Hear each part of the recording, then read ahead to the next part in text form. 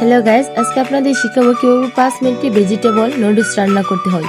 তার জন্য আমাদের লাগবে গাজর, টমেটো, আলু, গড়ে থাকা যে কোনো সবজি দিয়ে এটা রান্না করা যাবে।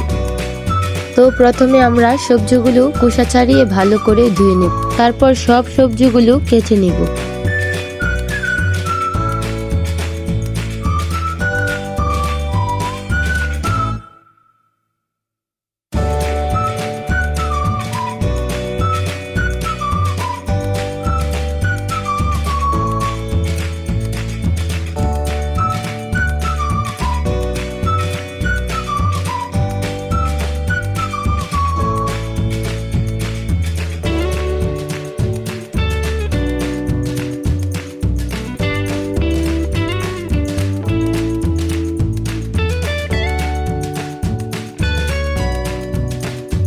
এখন আমরা নুডলসগুলো সিদ্ধ করে নিব।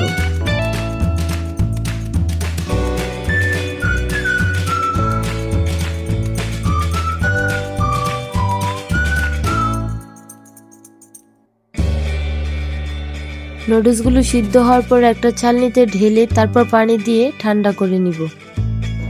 এরপর আমরা কড়াইয়ের মধ্যে দিয়ে দেব সয়াবিন তেল। সয়াবিন তেল দেওয়ার পরে পেঁয়াজ কুচি, কাঁচামরিচ কুচি দিয়ে দেব। কাঁচামরিচ কুচি দিয়ে একটু হালকা ভাজা ভাজা করে নেব।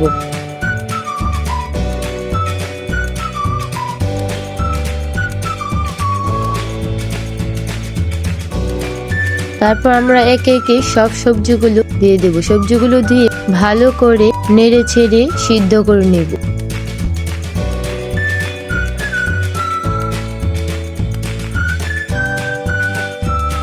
এখন আমরা ডিমগুলো দিয়ে দেব।